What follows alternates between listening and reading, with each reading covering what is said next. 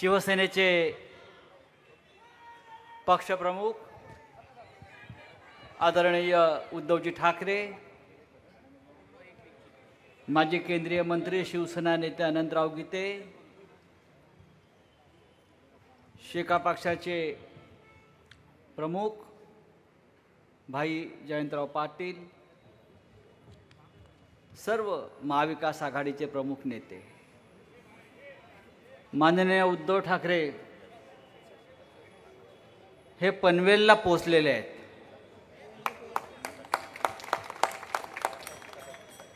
आम्हाला असं वाटलं की मावळ लोकसभा मतदारसंघाच्या खासदारांना गद्दारी केल्यावर ते पक्ष आहे की नाही,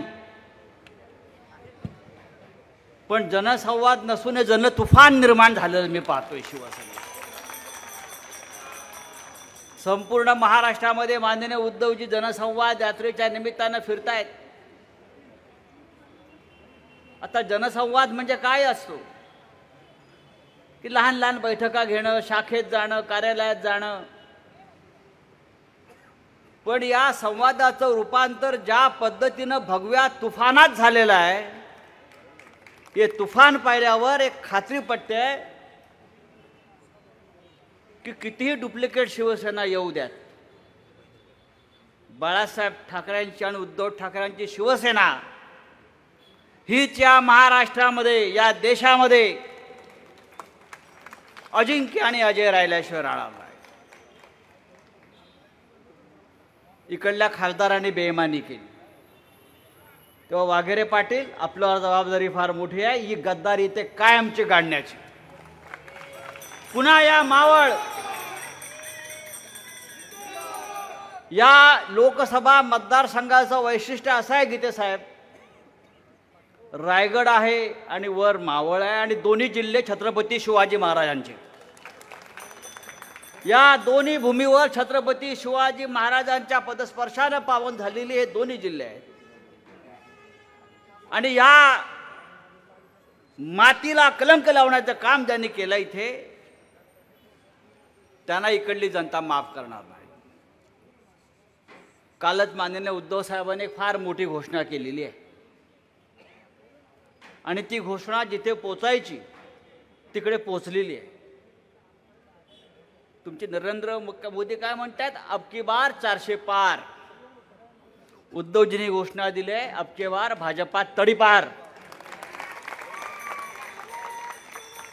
आणि काल ही तडीपारीची नोटीस उद्धव ठाकरे साहेबांनी काढली आहे। आमच्या शिवसैनिकांवर आतापर्यंत इतक्या तडीपाऱ्या झाल्या, इतके गुन्हे दाखल झाले, पण आता संपूर्ण भाजपला तडीपारीची नोटीस आपल्या पक्षप्रमुखांनी काढलेली आहे। संपूर्ण देशभरातले तडीपार घेऊन हा पक्ष उभा राहिला। सगळे भ्रष्टाचारी, सगळे चोर, सगळे दरोडेखोर, सगळे बलात्कारी, सगळे भ्रष्टाचारी, या सगळ्यांचा तडीपार पक्ष कुठला असेल तर तो भारतीय जनता पक्ष। अशा भारतीय जनता पक्षाला या महाराष्ट्राच्या मातीमध्ये स्थान मिळू नये, हा पक्ष इथून कायमचा नेस्तनाबूत केला पाहिजे, यासाठी माननीय उद्धव ठाकरे साहेबांनी जो संघर्ष सुरू केलेला आहे त्या संघर्षाला आपण साथ दिली पाहिजे। मावळ तर आपण जिंकणारच आहोत, बाजूला रायगड जिंकणार आहोत आणि संपूर्ण महाराष्ट्रामध्ये शिवसेनेच्या माध्यमातून महाविकास आघाडीचे 48 पैकी किमान 40 खासदार निवडून आणायचे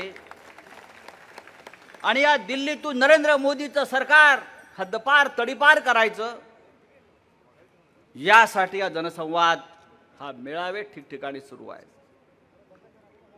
काल नरेंद्र मोदी यांनी फार मोठा विरोध केला जयंतराव। खरं म्हणजे या भारतीय जनता पक्षाचे जे प्रमुख लोक आहेत त्यांना शेठ म्हणतात, शेठ। इकडे पण एक शेठ आहेत ना, मी ते शेठ होतात, जनता गरीब होते। नरेंद्र मोदींना पण काही लोक शेठ म्हणतात, हां शेठ म्हणतात, शेठ अडाणीचे शेठ ना सगळे। त्या नरेंद्र मोदींनी काल भारतीय जनता पक्षाला 2000ची देणगी दिली। आपण पाहाच वृत्तपत्र पहा, प्रधानमंत्री नरेंद्र मोदी यांनी भारतीय जनता पक्षाच्या निवडणूक निधीला 2000 रुपये देणगी दिली शेटनी. अरे तुझ्या खात्यामध्ये इलेक्ट्रॉल बॉन्डच्या माध्यमातून, भ्रष्टाचाराच्या माध्यमातून 7,000 कोटी रुपये कसे गोळा केले ते आधी सांगा. सुप्रीम कोर्टाने हा प्रश्न विचारलेला आहे, 7,000 कोटी तुमच्या खात्यामध्ये आले कुठून?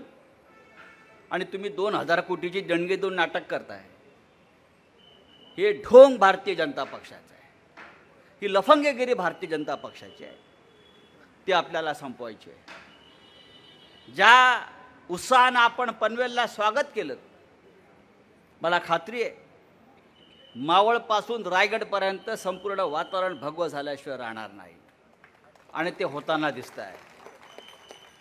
मी वाघेरे पाटलांना एवढं सांगेन, आपण शिवसेना परिवारामध्ये आलेला आहात आणि पूर्णपणे मिसळून गेलेला आहात. आता आमच्या बबनराव पाटलाकडून पण थोडे धडे तुम्ही घ्यायला पाहिजेत.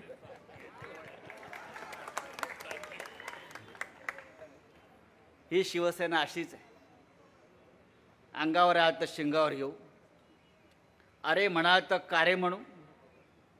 उगाच आमच्या नादाला लागू नका. आमचा नाद करायचा नाही. तुम्हाला दुसऱ्याच नादाला लावल्याशिवाय आम्ही राहणार नाही. माननीय उद्धवजी, या पनवेलचं आणि आपलं फार अपना पुराणा नाता आहे. मला असं वाटतं की प्रबोधनकार ठाकरे, त्यांचे आजोबा म्हणजे ठाकरे कुटुंबाचं मूळ या पनवेलमध्ये आहे. आणि हे बाळासाहेबांनी अनेकदा आपल्या भाषणात सांगितलं.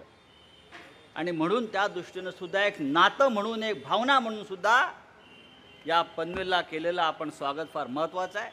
मी पुन्हा एकदा आपणा सगळ्यांचं आभार मानतो की आपण ज्या जल्लोषात स्वागत केलं, अशाच पद्धतीनं लोकसभेला शिवसेनेच्या खासदारांना विजयी करून त्या विजयी मिरवणुकीला सुद्धा उद्धवजींना आमंत्रित करा. जय हिंद, जय महाराष्ट्र. लोकशाही मराठी ऐका, पहा, जागरूक रहा.